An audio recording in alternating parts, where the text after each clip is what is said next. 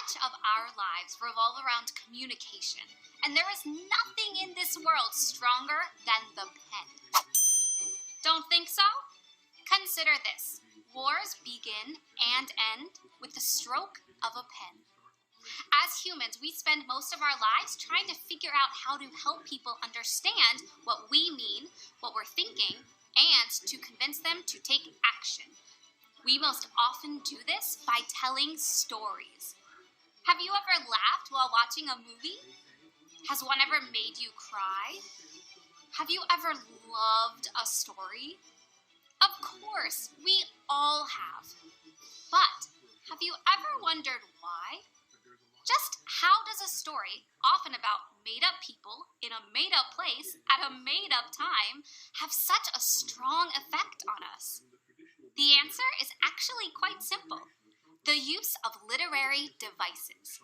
In this program, we're going to introduce you to 5 terms that represent different tools all successful writers use to increase their ability to be understood and make a lasting impression on their readers.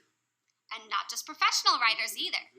All of us use these devices to strengthen our writing just about every day.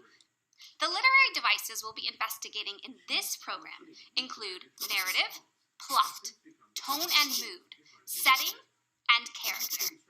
Let's see how they work to make all our writing stronger. Tell me a story. Mr. Phileas Fogg lived in 1872 at number 7 Savile Row, Burlington Gardens, the house in which Sheridan died in 1814. He was one of the most noticeable members of the Reform Club, though he seemed always to avoid attracting attention, an enigmatical personage about whom little was known, except that he was a polished man of the world.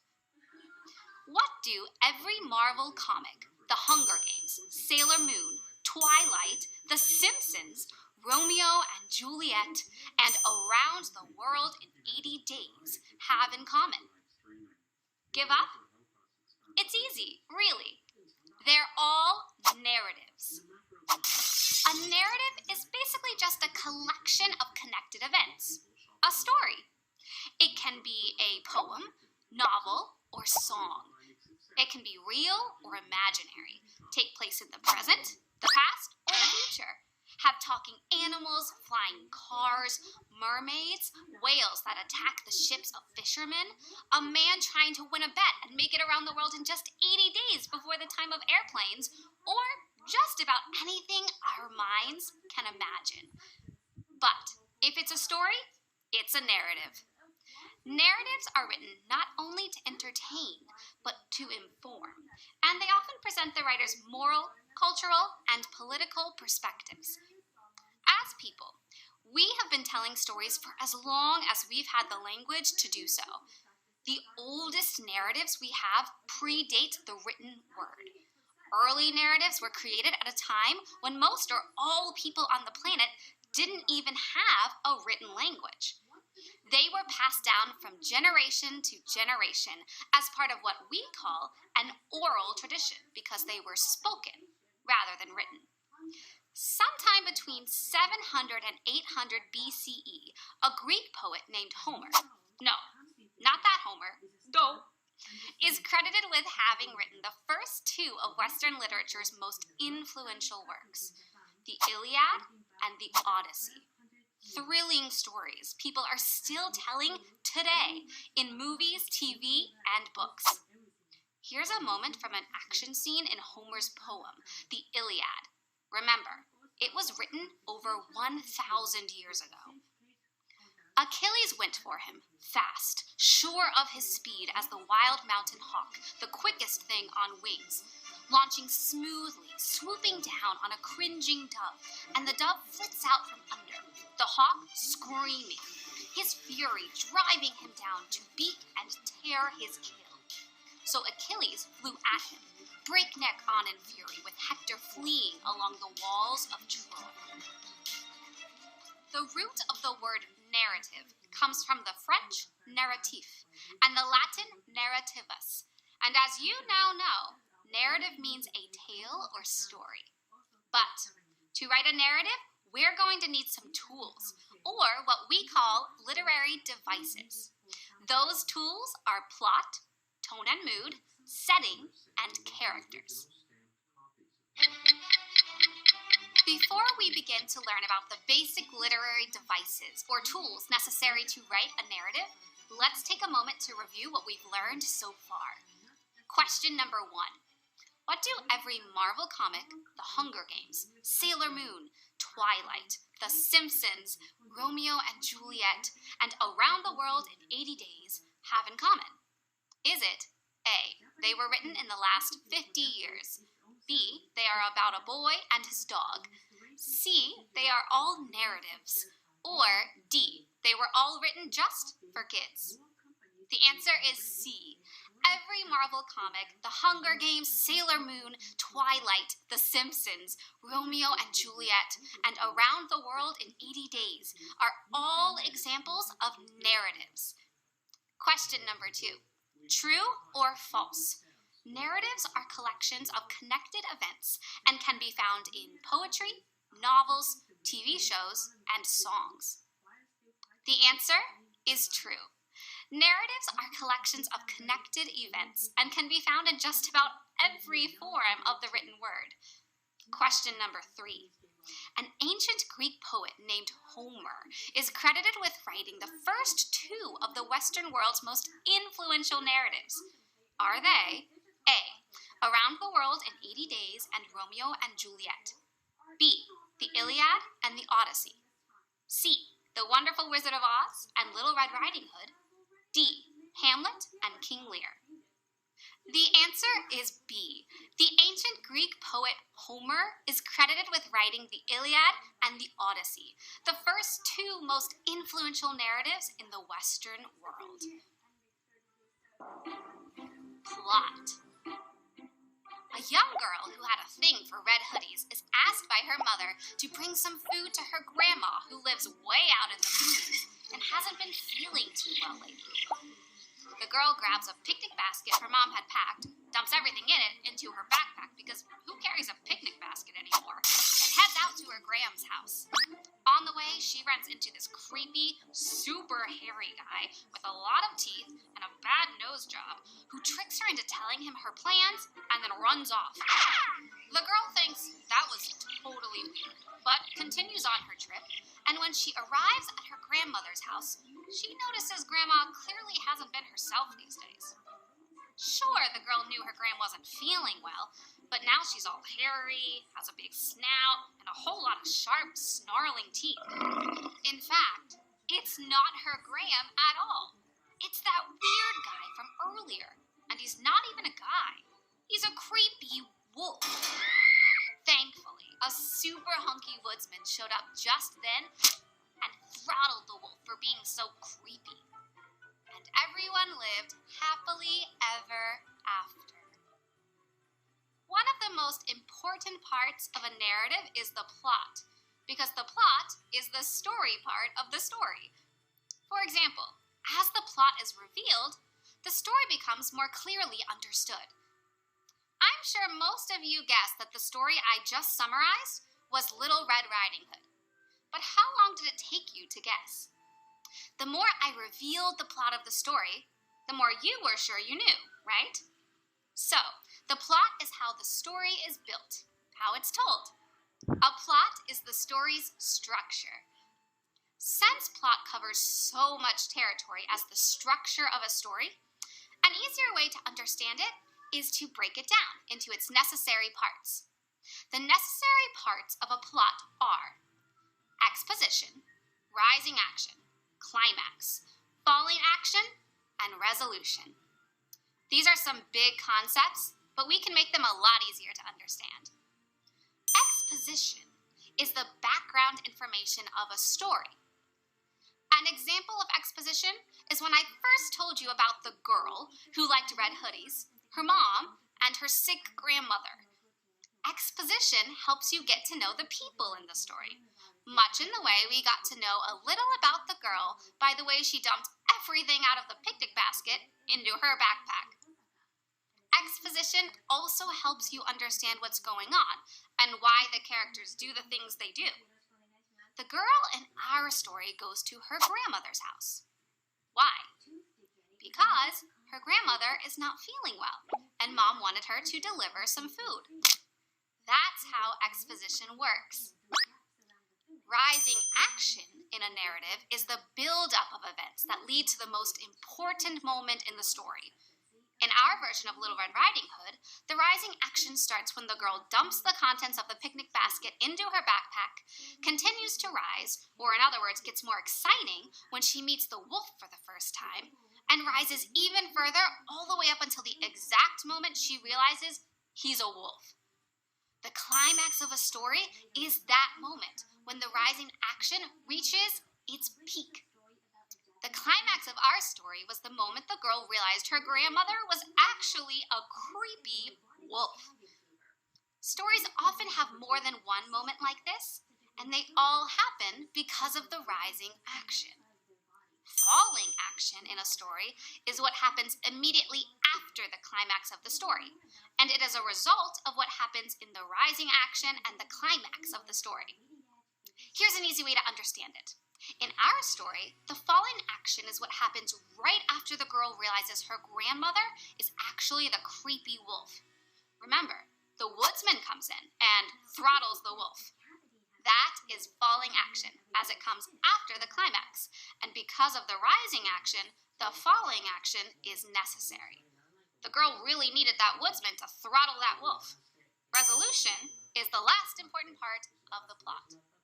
It is the part of the story where everything works out, one way or the other.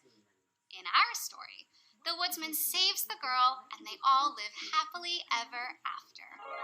The story is over, and we know it's over because there has been resolution. It wouldn't have made sense if instead the story had ended and then a woodsman showed up. The end. We would have all wondered what happened next. We might even think the girl finding out the wolf was pretending to be her grandmother wasn't the climax of the story. The story wouldn't feel finished to us. That's how important resolution can be. Now that we've learned a little about plot, let's review. Question number 1. The plot in a narrative is A, how the story is told, how it's built, its structure.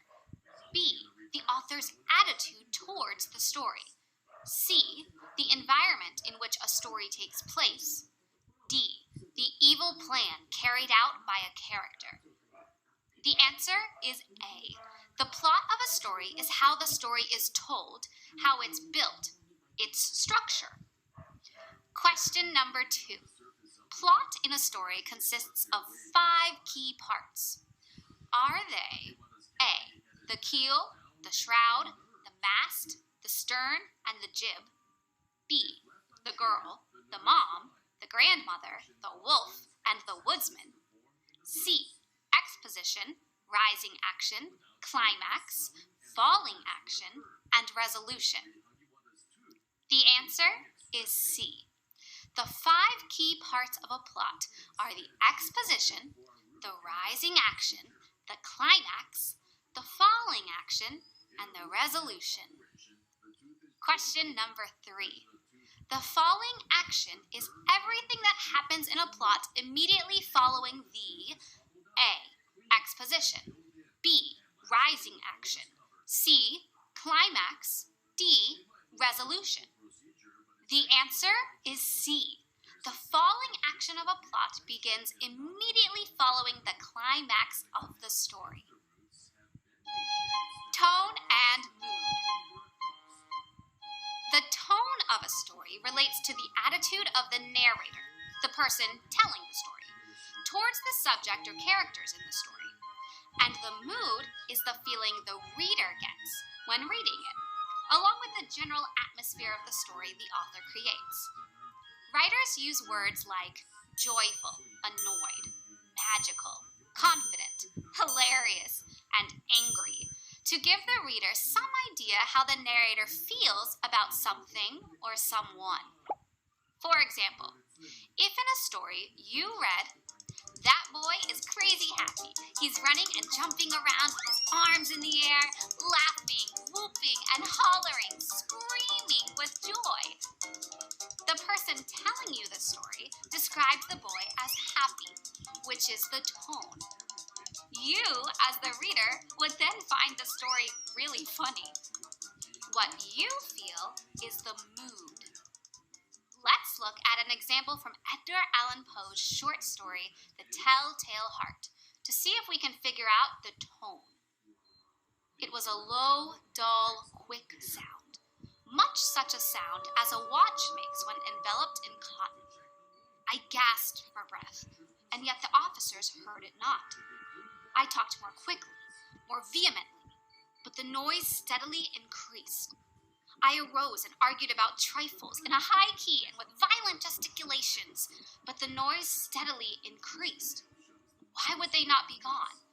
I paced the floor to and fro with heavy strides, as if excited to fury by the observations of the men, but the noise steadily increased. Oh God, what could I do?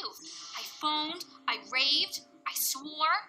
I swung the chair upon which I had been sitting and grated it upon the boards, but the noise arose over all and continually increased. It grew louder, louder, louder. One way to understand tone more clearly and quickly is to locate the key words in a passage that indicate it.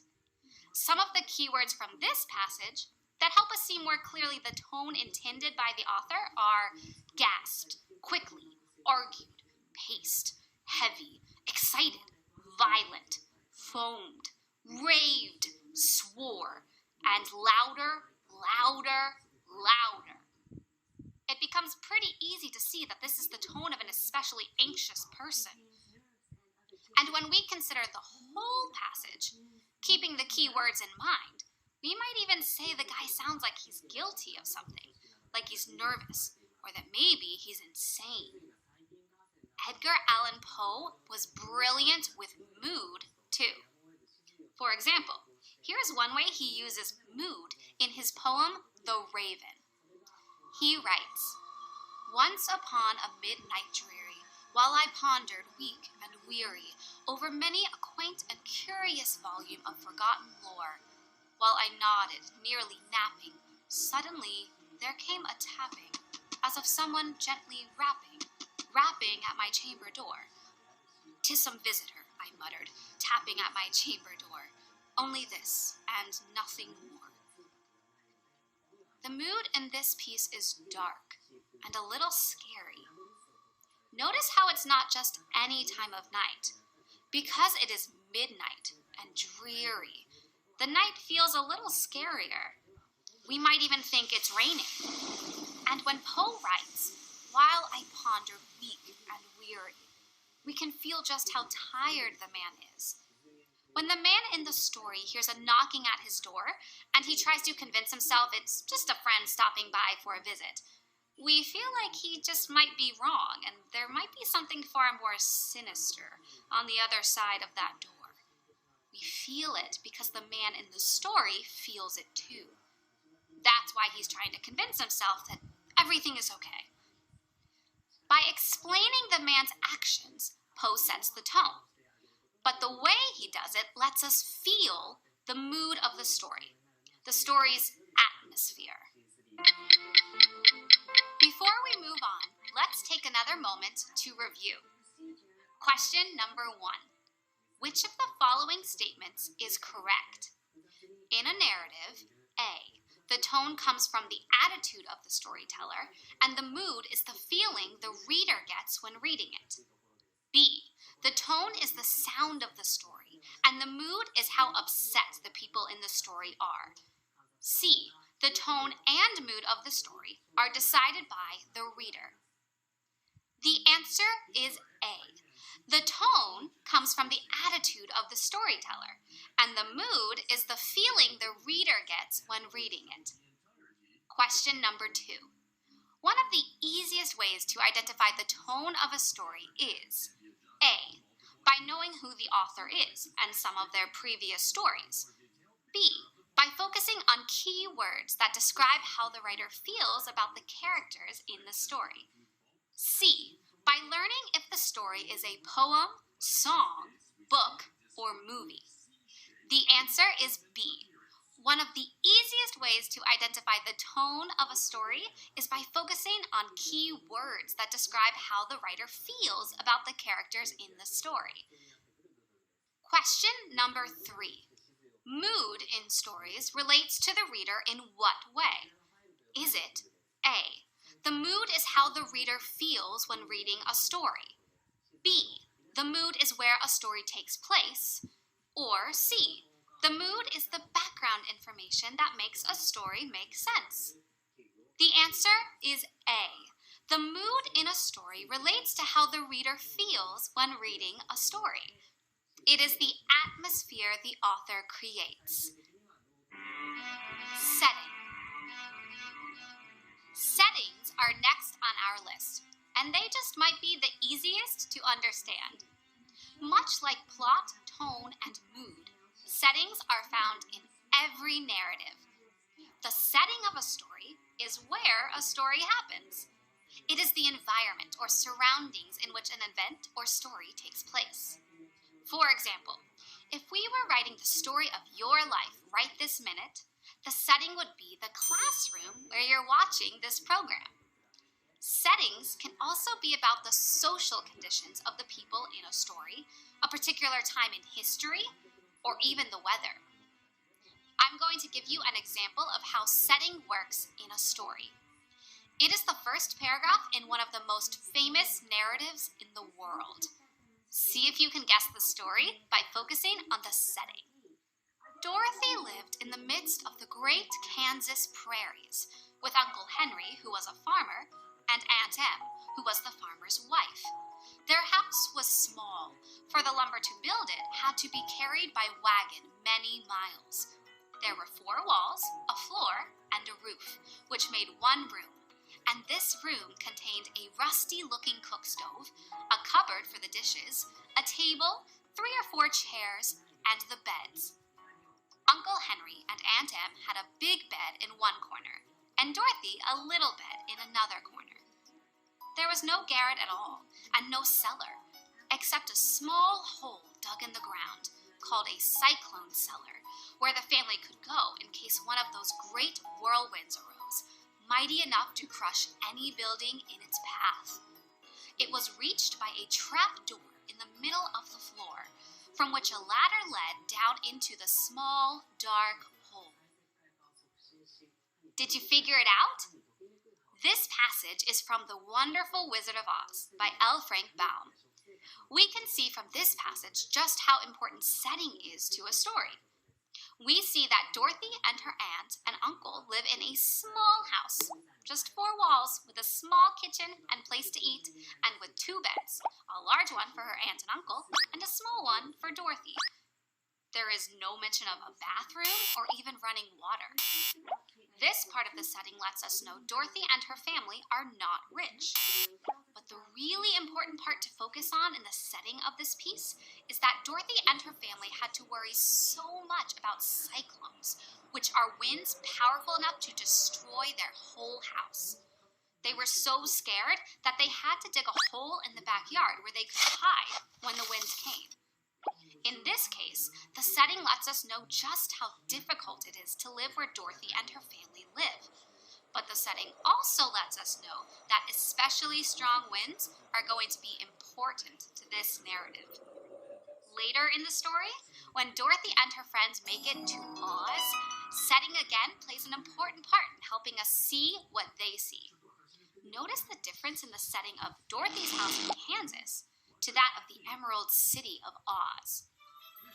Even with eyes protected by the green spectacles, Dorothy and her friends were at first dazzled by the brilliancy of the wonderful city. The streets were lined with beautiful houses, all built of green marble, and studded everywhere with sparkling emeralds. They walked over a pavement of the same green marble, and where the blocks were joined together were rows of emeralds, set closely and glittering in the brightness of the sun. The window panes were of green glass. Even the sky above the city had a green tint, and the rays of the sun were green. In this passage, unlike in Dorothy's kind of bleak and dangerous home in Kansas, the streets of Oz are lined with green marble roads, and the houses are covered in sparkling jewels. Everything is green. The glass in the windows, even the sky itself, is emerald green above the city.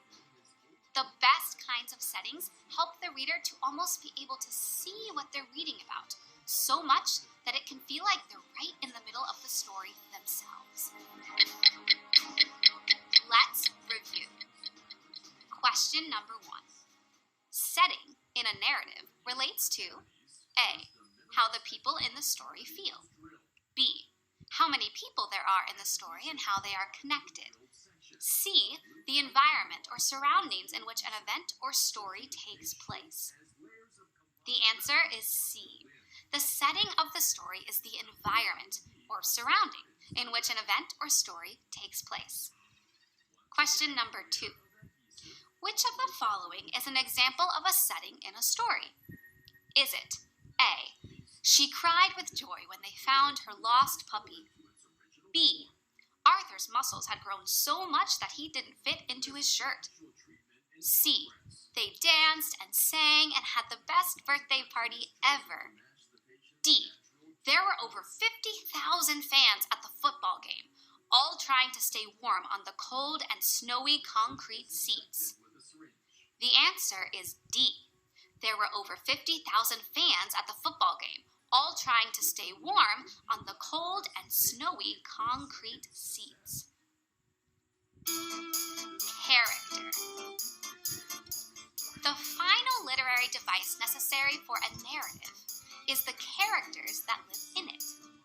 They might be people, or space aliens, or fish, or even angry birds, but they are who the story is about. Some characters are super important to the story, and we call them primary or major characters. And some are not as important, and we call them secondary or minor characters. These are the two most general character categories in stories. Some are the good guys, who we call protagonists, and some are the bad guys, who we call antagonists. We love them, we hate them, we hope they win, and cry if they lose. They are just like us, or completely different. But one way or the other, without characters, there can be no story. We can learn a lot about characters by the way they are described in stories. Here is a description of Ebenezer Scrooge from A Christmas Carol by Charles Dickens. Oh, but he was a tight-fisted hand at the grindstone, Scrooge. A squeezing, wrenching, grasping, scraping, clutching, covetous old sinner, hard and sharp as flint, from which no steel had ever struck out generous fire, secret and self-contained, and solitary as an oyster. The cold within him froze his old features, nipped his pointed nose, shriveled his cheek, stiffened his gait, made his eyes red, his thin lips blue, and spoke out shrewdly in his grating voice. What fun Dickens must have had writing this cantankerous character. From this passage, we know Scrooge is mean, cheap, keeps secrets, treats his employees poorly, and his physical description isn't much better. The meanness within him has worked its way to the outside of him, and now he is as mean and cold-looking as he feels on the inside. This description of Scrooge is early on in the story, and it tells us a lot about him. But what we haven't learned is why. What happened in his life to make him so miserable? And that's what the rest of the story is about. We can learn a lot about a narrative by deciding how important each character is. Some characters are so important to a story that without them, the story simply wouldn't exist, and we call them primary or major characters. For example, what would A Christmas Carol be without Ebenezer Scrooge? Not much, that's for sure. For this reason, Scrooge is a primary character in A Christmas Carol. Here's another way to think about primary and secondary characters in a narrative. Imagine a story about a teenage girl who dreams of one day winning a national surfing event. Every day, her friends go with her to the beach and sit on the sand in the sun, watching her and cheering her on. Sometimes she takes lessons from a professional, and other times she has to stay home to take care of her little brother. One day, she almost gets eaten by a shark. After 3 years of hard work, she enters her first surfing tournament and wins. In this story, the girl with a dream to surf is the primary character, and her friends, her coach, her little brother, even the shark may be secondary characters to the story, because without any one of them, the story could still happen. However, without the girl with a dream to surf, we just don't have a story. Another way to look at characters is by figuring out which ones are the protagonists, the good guys, and which are the antagonists, the bad guys. In the story about Little Red Riding Hood, she is the protagonist, and the wolf is the antagonist, because she was just trying to do the right thing and help her grandmother, but he was trying to eat them both. In our story about the surfing girl, she is the protagonist who is trying to do something with her life, and the shark could be seen as the antagonist. Sometimes it's not entirely clear who the protagonist and antagonists are in a story. In the novel Moby Dick by Herman Melville, Captain Ahab is the protagonist who is hunting the white whale to get revenge for biting off his leg, and the whale is the antagonist for biting off Captain Ahab's leg and hunting him. However, some might think the whale is the protagonist, because if Ahab wasn't out hunting whales, he wouldn't have gotten his leg bitten off in the first place. The whale was just protecting itself and its family. Since Ahab was trying to make a living hunting whales, the protagonist-antagonist lines become even more blurred. But for the most part, it's usually fairly easy to see who the good guys, the protagonists, and who the bad guys, the antagonists, are in stories. Let's review. Question number 1. Characters in a story can be A. People, B. Space aliens, C. Angry birds, D. All of the above. The answer is D. People, space aliens, angry birds, fish, talking clocks, dancing teaspoons, and so much more can all be characters in a story. The types of characters in a story are limited only by the imagination of the writer. Question number 2. Characters in a story can be split into a number of different categories, but 2 of those categories are the most general. Are they A. Happy or sad characters, B. Primary or secondary characters, C. The bosses and the worker characters? The answer is B. Primary or major characters and secondary or minor characters are the most general categories of characters in a story. Question 3. Who is the good guy in a story? Is it A. the protagonist, or B. the antagonist? The answer is A. The protagonist is the good guy in a story. Thinking question. Can you write a 3-paragraph narrative complete with plot, tone and mood, setting, and character?